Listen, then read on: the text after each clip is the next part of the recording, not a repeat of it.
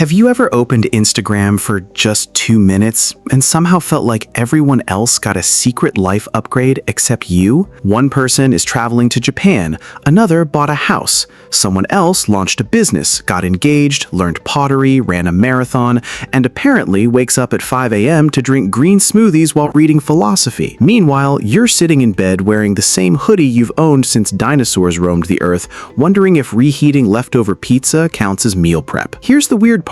Your life might actually be going fine, but your brain still acts like you're the only red panda in the mountain forest who can't find bamboo. And that's the paradox we're talking about today. The more connected we become to everyone else's lives, the easier it becomes to feel disconnected from our own. So why does your brain keep comparing your real life to everyone else's highlight reel? And more importantly, how do you stop your inner red panda from climbing every tree just to check whether another panda has better bamboo? Let's talk about it. Your brain compares constantly. It compares your salary, your relationship, your body, your apartment, your career, your vacation photos, your productivity, your social life, and somehow even your breakfast. And the internet turned this into a full-time job. 100 years ago, your red panda brain compared itself to maybe 50 people in the local forest. Today, before breakfast, you've seen a millionaire entrepreneur, a fitness model, a travel influencer, a 19-year-old coding genius, and a guy who built a cabin with his bare hands. Of course your brain is confused. Imagine a red panda peacefully eating bamboo on its favorite branch. Then another panda walks by carrying slightly bigger bamboo. Suddenly, our panda stops enjoying lunch and starts questioning every life decision it has ever made. Maybe I should have climbed that tree. Maybe I'm behind. Maybe everyone else got the premium bamboo subscription. That's basically modern social media. And the worst part, we don't compare our normal moments to other people's normal moments.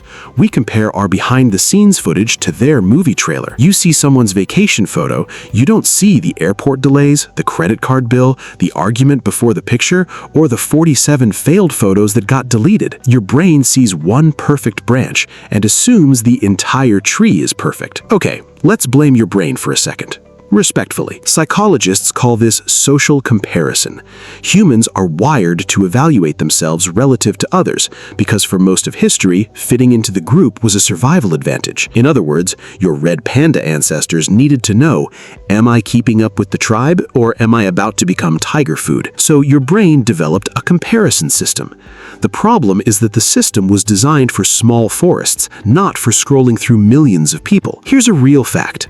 Social media platforms are especially good at triggering upward comparison, comparing yourself to people who seem to be doing better than you. Why? Because your attention naturally gets pulled towards things that look impressive, successful, attractive, or unusual. Think of your brain like a red panda with a motion detector. It notices the biggest bamboo first. Another interesting fact, the brain's reward system involving dopamine doesn't just respond to rewards, it responds to comparison and status signals too. So when you see someone else's success, your brain isn't only observing it, it's also asking, what does this mean about my position in the forest? That's why a stranger buying a car can somehow affect your mood, even though it has absolutely nothing to do with your life. Your inner red panda hears, another panda found a shiny branch. Should I be worried? But here's where it gets sneaky. The real problem isn't the comparison itself. Comparison can actually be useful. It can inspire you, teach you, and help you improve. The deeper problem is that your brain assumes everyone else is moving in a straight line. You see the promotion, not the years of rejection. You see the relationship, not the loneliness that came before it. You see the fit body, not the mornings they didn't want to exercise. Your brain edits other people's stories into a smooth highlight reel while remembering every awkward chapter of your own. Imagine two red pandas climbing a mountain. Panda A sees Panda B standing on a higher branch and thinks, wow, they climbed there effortlessly. What Panda A doesn't see is the pile of branches Panda B fell from on the other side of the mountain. And this creates a dangerous illusion. Everyone else is progressing and I'm stuck. That illusion can lead to anxiety, procrastination, and even giving up on goals before you start. Because why climb your own tree if it looks like every other panda already reached the top? Ironically, constant comparison often makes people less likely to take action. Your brain gets so busy measuring bamboo that it forgets to eat it. All right. Enough suffering. Let's help your red panda brain calm down. Here are 5 practical strategies that actually work. 1. Compare yourself to yesterday's panda. Instead of asking, am I better than them? Ask, am I slightly better than I was 30 days ago? Did you read 1 more page? Save a little money? Exercise twice instead of 0 times? That's real progress. Imagine a red panda measuring the mountain 1 branch at a time instead of comparing itself to the panda already near the summit. Different starting points, different paths, same forest. 2. Create a highlight reel reality check. Whenever you see an impressive post, mentally add 3 invisible captions. This is one moment. I don't know the full story, and their success does not remove bamboo from my tree. This sounds simple, but it interrupts the automatic comparison loop. Your brain stops treating a photo like a complete documentary. 2. Reduce comparison fuel. Try this experiment for 1 week. Move social media apps off your home screen. Don't open them during the first hour after waking up, and follow fewer people who make you feel chronically inadequate. Not because they're bad, but because your red panda brain is already overstimulated. You wouldn't feed a panda espresso and then wonder why it's climbing every tree at once. 4.